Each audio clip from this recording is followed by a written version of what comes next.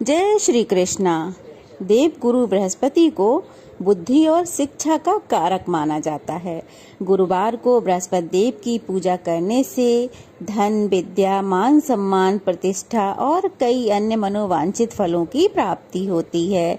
धार्मिक ग्रंथों के अनुसार गुरुवार को भगवान बृहस्पति की पूजा का विधान है। गुरुवार के दिन व्रत करके व्रत की कथा सुनने से घर में सुख समृद्धि बनी रहती है। तो चलिए जानते हैं आज गुरुवार की व्रत कथा के बारे में। कथा को पूरा सुनिएगा। कथा के अनुसार प्राचीन काल की बात है, किसी राज्य में एक बड़ा प्रतापी और दानी राजा राज्य करता था। वह हर गुरुवार को व्रत रखकर दीन दुखियों की मदद करके पुण्य प्राप्त करता था, परंतु ये बात उसकी रानी को बिल्कुल अच्छी नहीं लगती थी। वह ना तो व्रत करती और ना ही दान पुण्य में विश्वास रखती थी। इतना ही नहीं, वह राजा को भी ऐसा करने से मना किया करती थी। एक समय की बात है, राजा शिकार खेलने के लिए वन को गए। घर पर रानी और उसकी दासी थी। उसी समय गुरु बृहस्पति देव साधु का रूप धारण कर राजा के दरवाजे पर भिक्षा मांगने को आए। साधु ने जब रानी से भिक्षा मांगी तो वह कहने लगी, हे साधु महाराज, मैं इस दान और पुण्य से तंग आ गई हूँ। आप कोई ऐसा उपाय बताएं जिससे कि सारा धन नष्ट हो जाए और मैं आराम से रह सकूं। इतना सुनकर बृहस्पति देव ने कहा, हे देवी, तुम तो बड़ी विचित्र हो। संतान और धन से भला कोई दुखी होता है? अगर अधिक धन है तो इसे शुभ कार्यों में लगाओ, कुंवारी कन्याओं का विवाह कराओ, विद्यालय और बाग बगीचों का निर्माण कराओ, जिससे तुम्हारे दोनों लोग सुधरें। परंतु साधु की इन बातों का रानी पर कोई असर नहीं हुआ। रानी बिल्कुल भी खुश नहीं हुई। उसने कहा कि मुझे ऐसे धन की आवश्यकता नहीं है जिसे मैं दान दूं और जिसे संभालने में ही मेरा पूरा समय नष्ट हो जाए। तब साधु ने कहा, अगर तुम्हारी ऐसी इच्छा है तो तुम जैसा चाहती हो वैसा ही होगा। मैं जो कहता हूँ तुम वैसा ही करना। गुरुवार के दिन तुम घर को गोबर से लीपना, अपने बालों को पीली मिट्टी से धोना, राजा से हजामत बनाने को कहना, भोजन में मांस मदिरा का प्रयोग करना, कपड़े धोबी के यहाँ धोने को देना। इस प्रकार 7 बृहस्पतिवार करने से तुम्हारा समस्त धन नष्ट हो जाएगा। इतना कहकर साधु महाराज का रूप धारण किए बृहस्पति देव वहां से अंतर ध्यान हो गए। साधु के अनुसार कही बातों को पूरा करते हुए रानी को अभी केवल 3 बृहस्पतिवार ही बीते थे कि उसकी समस्त धन संपत्ति नष्ट हो गई। भोजन के लिए राजा का परिवार तरसने लगा। तब एक दिन राजा ने रानी से कहा कि हे रानी, तुम यहीं रहो, मैं दूसरे देश को जाता हूँ, क्योंकि यहाँ पर तो लोग मुझे जानते हैं, इसीलिए मैं कोई छोटा कार्य तो कर नहीं सकता। ऐसा कहकर राजा दूसरे देश को चला गया। वहाँ वह जंगल से लकड़ी काट कर लाता और शहर में बेचता।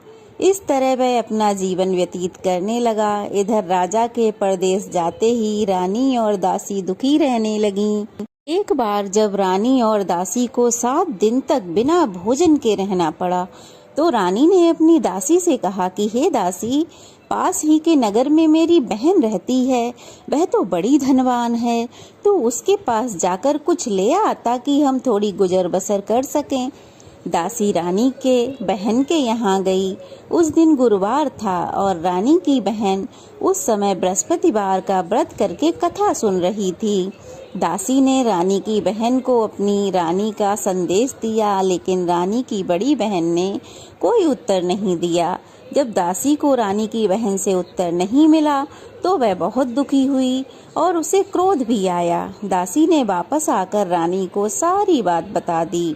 ये सुनकर रानी ने अपने भाग्य को कोसा।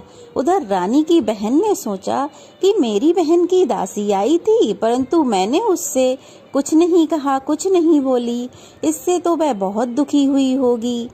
कथा सुनकर पूजा समाप्त करके वह अपनी बहन के घर आई और कहने लगी, हे बहन, मैं बृहस्पतिवार का व्रत कर रही थी, तुम्हारी दासी मेरे घर आई थी, परंतु जब तक कथा होती है तब तक ना तो उठते हैं और ना ही बोलते हैं, इसीलिए मैं नहीं बोली। बताओ दासी, तुम क्यों आई थी?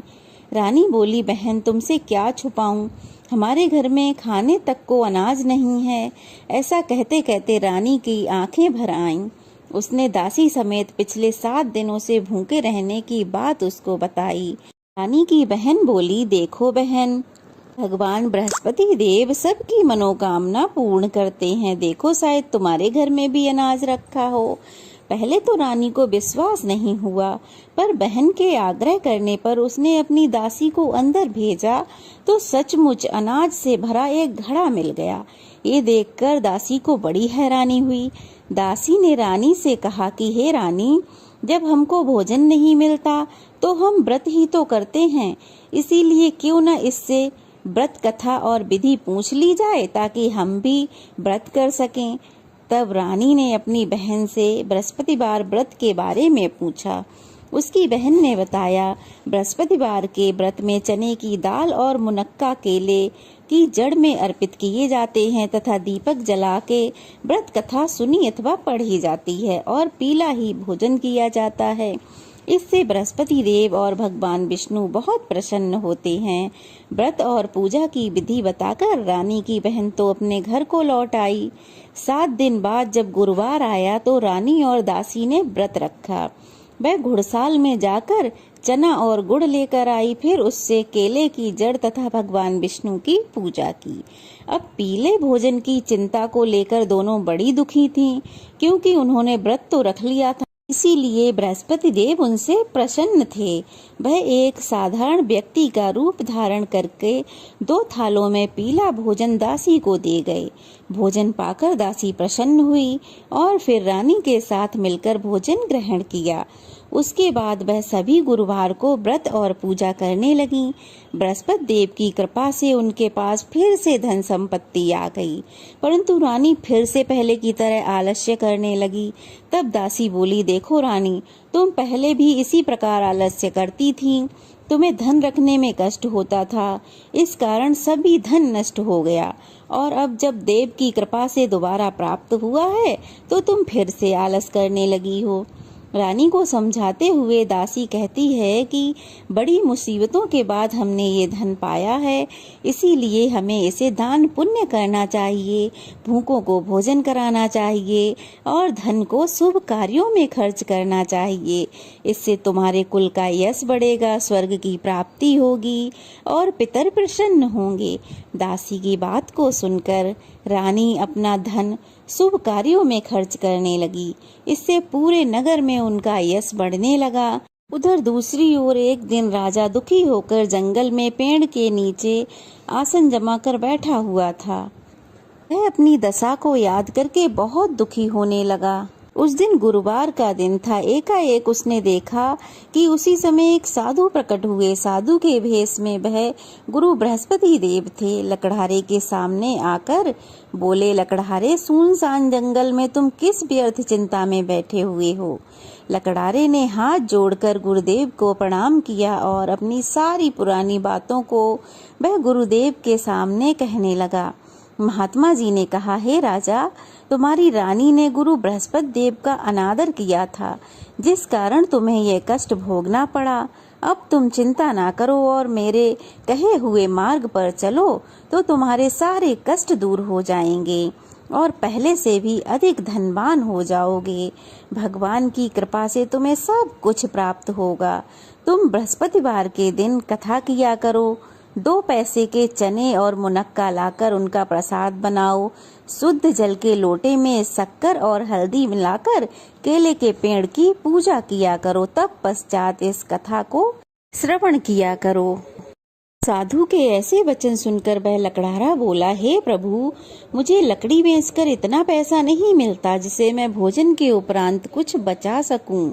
मैंने रात्रि के स्वप्न में अपनी रानी को बड़ा व्याकुल देखा। मेरे पास तो कुछ भी नहीं है जिससे मैं उसकी खोज खबर तक ले सकूं।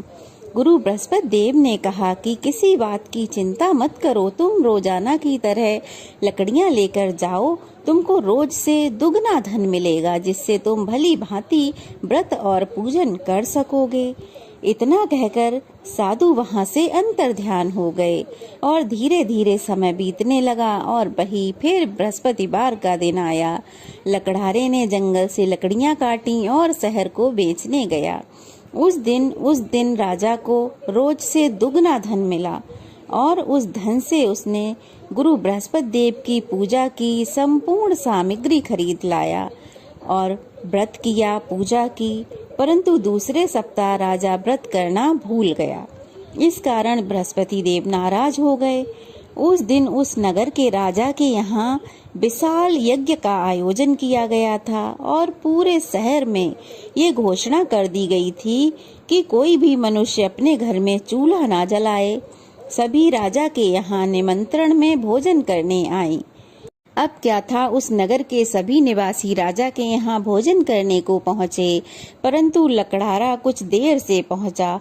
देर से पहुँचने के कारण राजा स्वयं उसे अपने महल में ले गए और भोजन करा रहे थे कि तब तक रानी की दृष्टि खूंटी पर पड़े उनके नौलखा हार की तरफ गई। वह हार रानी को नहीं दिखा, इसीलिए वह व्याकुल होकर राजा को बताया कि वो हार खूंटी पर नहीं है, हो न हो इस लकड़हारे ने ही लिया है। अब क्या था, रानी के कहने से राजा ने उस लकड़हारे को कारागार में डलवा दिया। लकड़हारा कारागार में पड़ गया तो वो बहुत दुखी होकर विचार करने लगा कि न जाने कौन से जन्म के कर्म के कारण इतना दुख प्राप्त हो रहा है, और ऐसा सोचकर उस साधु को याद करने लगा जो उसे जंगल में मिला था। भी गुरु बृहस्पति देव अपने भक्त की करुण पुकार पर तुरंत वहां प्रकट हुए और उसकी दशा को देखकर कहने लगे, हे मूर्ख, तूने बृहस्पति देव की कथा पूजा नहीं की, इस कारण तुम्हें ये दुख प्राप्त हुआ है। इसीलिए अगले गुरुवार को तुम्हें कारागार के दरवाजे पर 4 पैसे पड़े मिलेंगे, उनसे तुम पूजा करना और तब तुम्हारा ये दुख दूर हो जाएगा। बृहस्पतिवार के दिन राजा को कारागार के दरवाजे पर 4 पैसे पड़े मिले। उनसे राजा ने पूजा की सामग्री मंगवाई, पूजा की। उसी रात्रि उस नगर के राजा को बृहस्पति देव ने स्वप्न में आकर कहा, जिस लकड़हारे को तुमने जेल में डाला है वह निर्दोष है, उसे तुरंत छोड़ दो, नहीं तो मैं तुम्हारे राज्य को नष्ट भ्रष्ट कर दूंगा। तुम्हारी रानी का नौलखा हार खूंटी पर ही टंगा है। अब जब राजा प्रातः काल उठा तो उसने खूंटी पर लटका हुआ हार देखा। तब वह लकड़हारे को जेल से निकाल कर लाया और उससे क्षमा मांगी। उसे बहुत से सुंदर वस्त्र आभूषण देकर उसको विदा किया। वो सब लेकर राजा अपने नगर की ओर को चल पड़ा। राजा जब अपने नगर के समीप पहुंचा तो उसे बहुत आश्चर्य हुआ। नगर में पहले से अधिक बाग बगीचे, तालाब, धर्मशाला इत्यादि बने हुए थे। राजा ने पूछा, यह सब किसका है? तो नगर के लोग कहने लगे, यह सब तो रानी और बांदी का है। इस पर राजा को बड़ा आश्चर्य हुआ और क्रोध भी आया। उधर जब रानी ने यह समाचार सुना कि राजा आ रहे हैं तो उसने बांदी से कह दिया कि हे बांदी, राजा हमारी ऐसी हालत देखकर कहीं लौट न जाएं, इसीलिए तू दरवाजे पर ही खड़ी हो जा। आज्ञा सुनकर दासी दरवाजे पर खड़ी हो गई। राजा आए तो उनको साथ में महल में ले आई।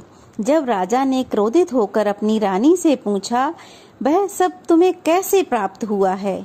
तो रानी ने कहा, यह सब हमें बृहस्पति देव की व्रत के प्रभाव के कारण मिला है। यह सब सुनकर राजा ने निश्चय किया, 7 दिन में तो सब पूजा करते हैं और व्रत कथा पढ़ते हैं। मैं प्रतिदिन दिन में 3 बार कहानी सुनूंगा।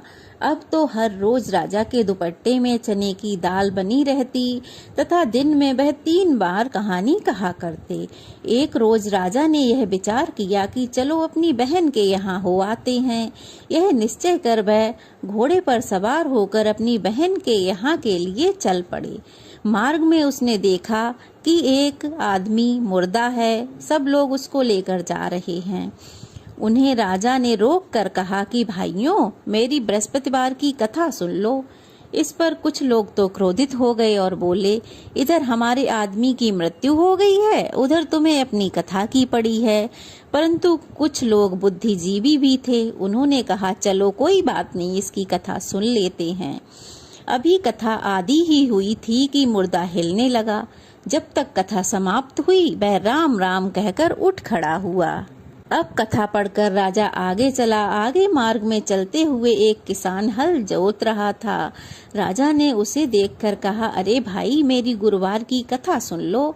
किसान बोला, जब तक मैं तुम्हारी कथा सुनूंगा तब तक मैं 4 हरैया जोड़ लूंगा, अपनी कथा किसी और को सुनाना। इस तरह राजा आगे चलने लगा। राजा के हटते ही किसान के बैल पछाड़ खाकर गिर गए तथा किसान के पेट में जोर जोर से दर्द होने लगा। उस समय किसान की माँ उसके लिए रोटी और पानी लेकर आई। जब उसने यह सब हाल देखा तो वह बड़ी दुखी हुई तथा वह दौड़ती हुई राजा के पास पहुंची और बोली, मैं आपकी कथा सुनूंगी, लेकिन आप मेरे खेत पर चलकर कथा सुनाइए। तो राजा उसके खेत पर आकर कथा सुनाने लगे। अब कथा जैसे ही प्रारंभ हुई, किसान के पेट का दर्द बंद हो गया, उसके बैल भी उठ खड़े हुए। अब राजा कथा कहकर अपनी बहन के घर जा पहुंचा। बहन ने भाई की खूब स्वागत सत्कार की। अब दूसरे दिन प्रातः काल हुआ। राजा ने देखा कि सभी लोग सुबह उठकर भोजन कर रहे हैं। राजा ने अपनी बहन से कहा कि ऐसा कोई मनुष्य नहीं है जिसने अभी तक भोजन नहीं किया हो, जो मेरे बृहस्पतिवार की कथा सुन ले। बहन बोली, भैया, यह देश तो ऐसा ही है, यहाँ लोग भोजन करते हैं, बाद में अन्य कोई काम करते हैं। अगर कोई पड़ोस में हो तो मैं देख कर आती हूँ।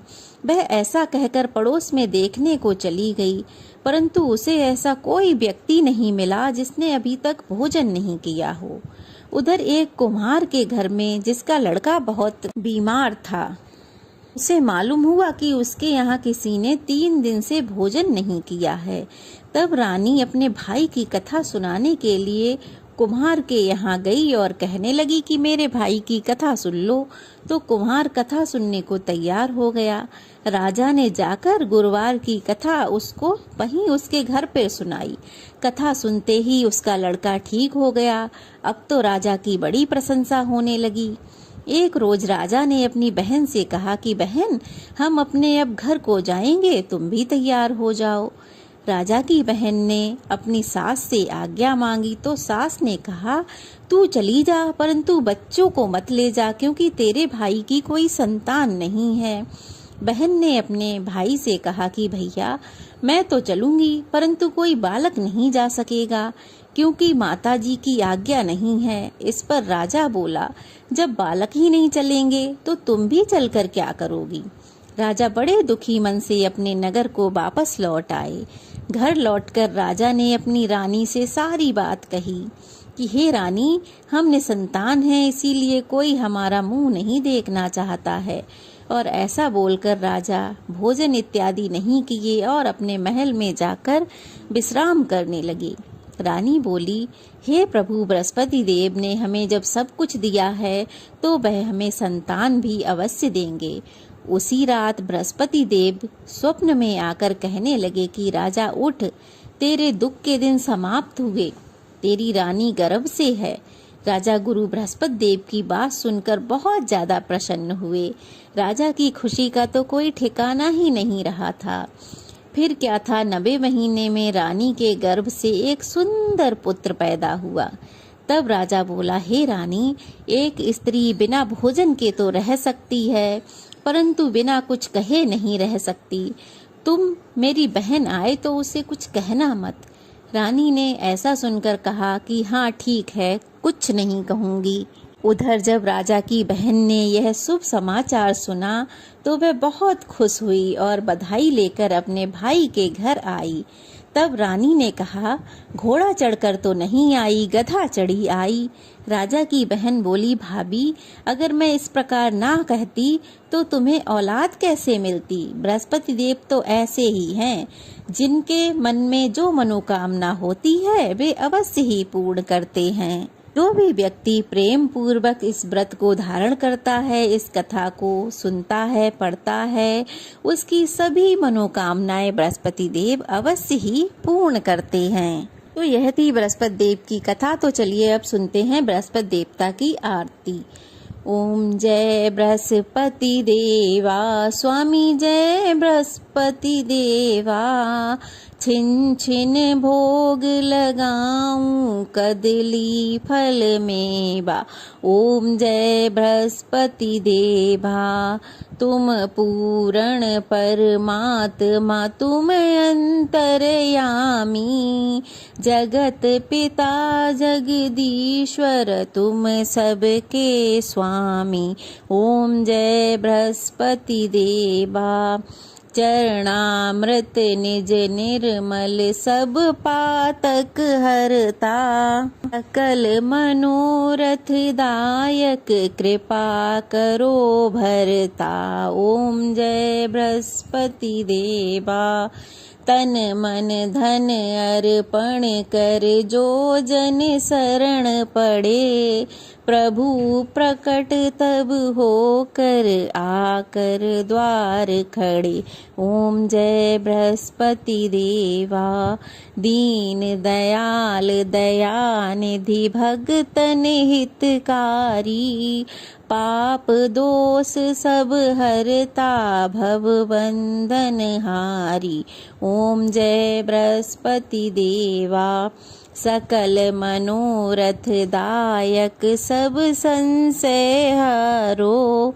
विषय विकार मिटाओ संतन सुखकारी। ओम जय बृहस्पति देवा। जो कोई तेरी आरती प्रेम सहित गावे। प्रेम सहित गावे। कहत शिवानंद स्वामी सुख संपत्ति पावे।